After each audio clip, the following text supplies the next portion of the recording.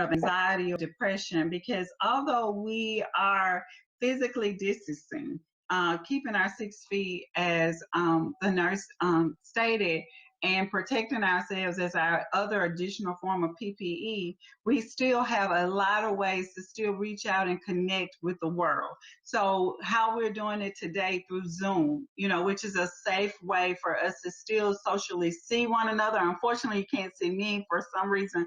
My camera's not working, but we can see each other's face, and we can see the smile on someone's face, and we can also see those connections through their voice or the inflections of their voice. And so that helps us. And so many young people have cell phones, and so you're still able to FaceTime your friends, and you're still able to have conversations, whether you have a computer or a tablet. And with something else I really want to stress during this time is, although we're practicing social distancing, we don't want this to mean that we do not still take care of our body. We still do not do things that are so important for our health holistically, meaning you still can walk outside. You can still sit on your porch. You can still sit on your porch and wave to your other neighbor at a great distance.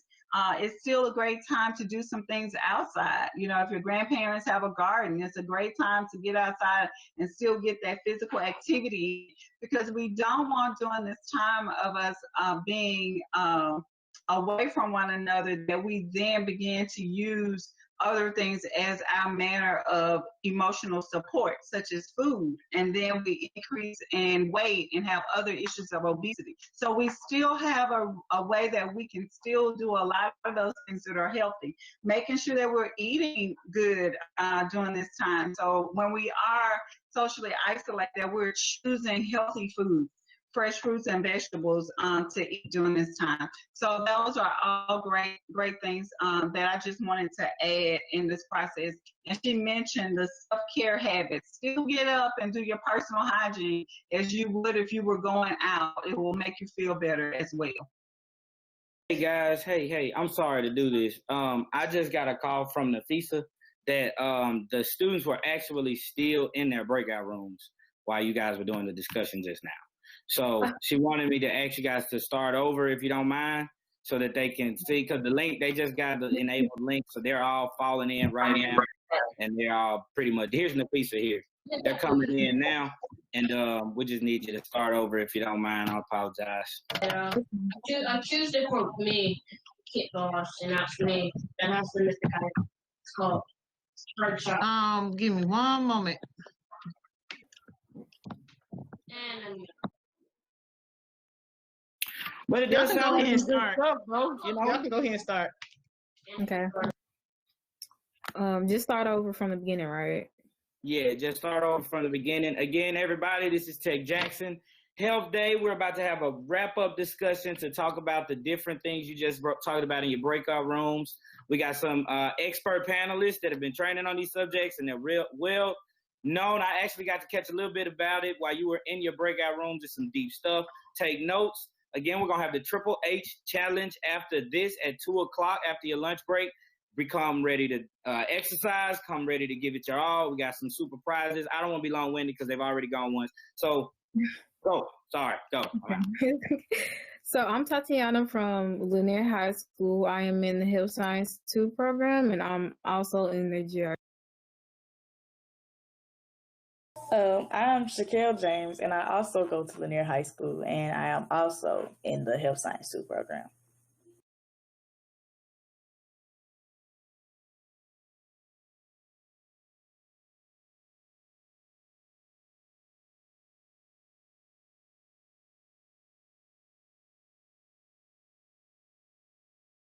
So, Well, I'm going to. Oh, okay. Go ahead. Us to introduce ourselves. Yes. Oh, okay. Well, I'll start. I'm Dr. Erica Thompson, the founder and executive director for Magnolia Medical Foundation. We're located here in Jackson. Our main goal is to address health disparities throughout the state of Mississippi. We work with community health programs around community health, economic empowerment, as well as workforce development. Well, hi, I missed the introduction. My computer was having issues, but my name is Kenzie Grouse, and I'm a registered nurse here at Jackson Public School. I also see that I have a bunch of students from my alumni. I'm an alumni of Lanier High School. So, 833. Yes, ma'am. Okay. Good morning. Good morning, you all. This is Mallory Jones, registered nurse, lead nurse for Jackson Public Schools, as well as their COVID care nurse. So everyone introduce themselves. All right. So starting with our first question, why is social distancing important? Does it actually work? And what is social?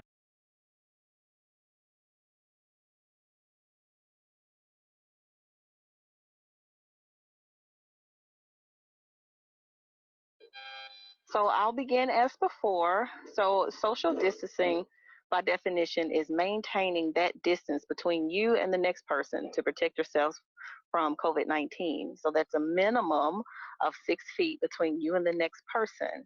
On the off chance that they are carrying the virus, this in turn helps you. So yes, social distancing does work. It's all about thinking about how that virus is spread on the particles in the air. And the more distance you can put in between you and the next person who may or may not have COVID, the better your chances of not catching this virus. And I'm going to defer to Dr. Thompson on the rest of it because she had such an eloquent answer before. Okay, well, thank you. I'll just speak about the social isolation. As Nurse Mallory mentioned, it is so important to maintain that physical distance so that those particles don't spread. But we also, during this time, want to make sure that we're not isolating ourselves to the point that we actually cause other health issues or compound health issues. And what I mean by that is so important that we maintain mental health, as you guys have already discussed today, and also our physical health during this time. And one of the ways, although we can't be physically connected, we are able to still be socially connected and be our friends, as we're doing today with this particular session. You're able to see us. So one of the other things is that it's so important that we are able to stay connected, use the vital items that can allow us to maintain those connections, such as our computers and laptops and cell phones that we all have. This allows us to still be able to talk. And then being able to get outside, despite we have to make sure that we maintain social distancing, but there are still some things that we can still do, such as walking and exercising, gardening, finding other activities. Be creative during this time, because we do have Zoom, we're still able to connect. You may want to take a class online, such as other classes that help, such as scrapbooking, other things that can really help keep you connected to others, but not have you socially feeling isolated. We definitely don't want individuals to fall into depressions or anxieties during this time. And that can happen a lot when we feel loneliness through social isolation. We really want to urge all of you on this call to really find things where you can still connect and be a part of community. Although we are physically apart, we definitely need each other in socialism. Okay, I will ask the second question. And my question is, does COVID-19 affect brain development? And if so, how?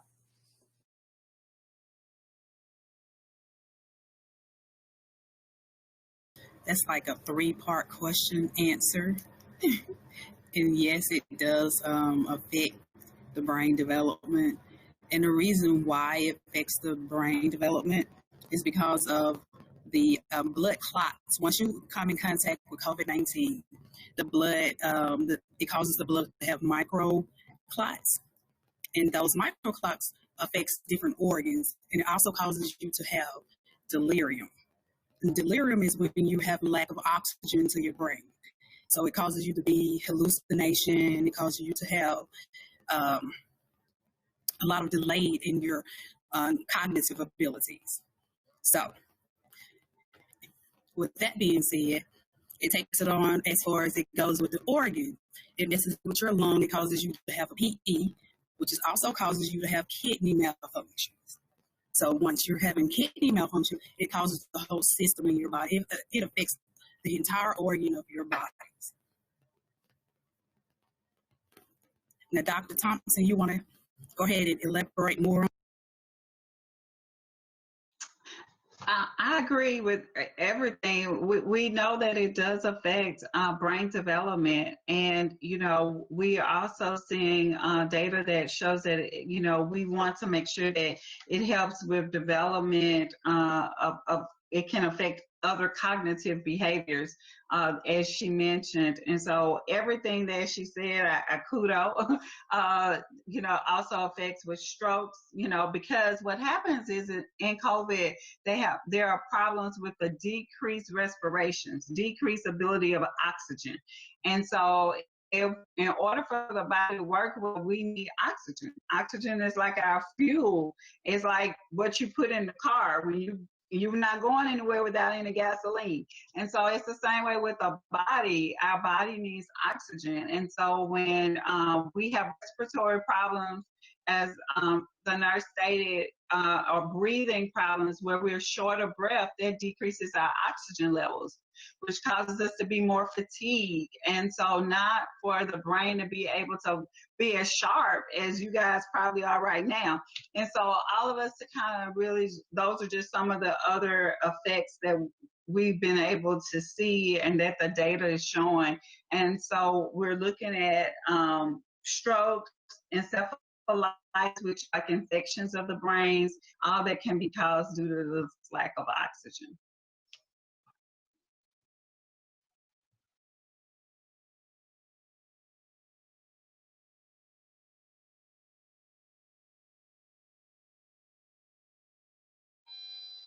I approve all messages.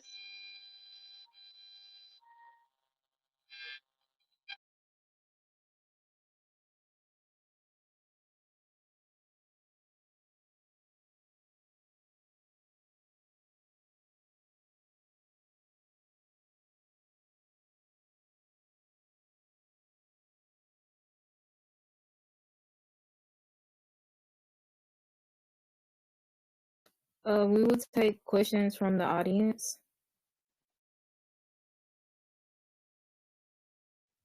So if you have a question in the audience, you can.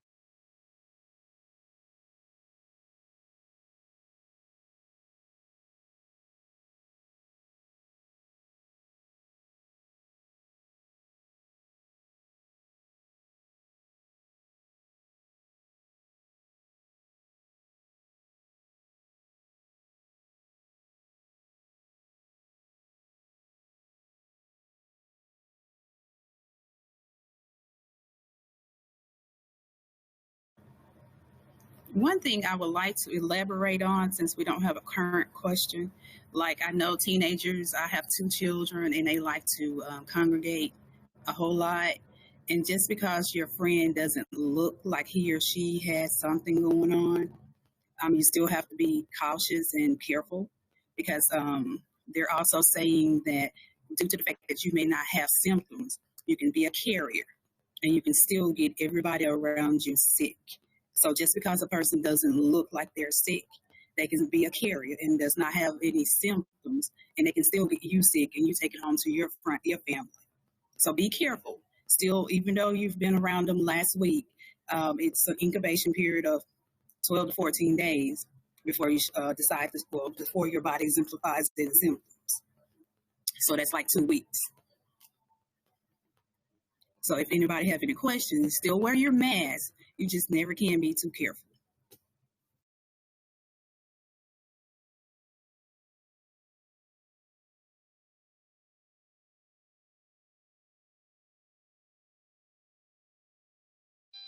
And before we wrap up, I'm just going to give kudos to Nurse Gross. She is absolutely right.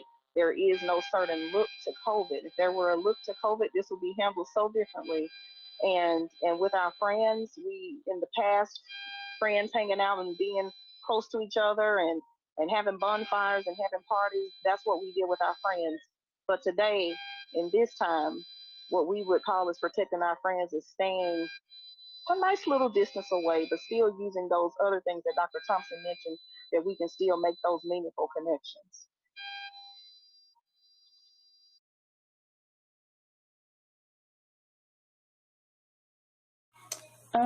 Okay, that concludes our session. Thank you for attending. Stay safe, wear a mask, and continue social distancing. We'll see you back at 2 p.m. Thank you so much. Thank you.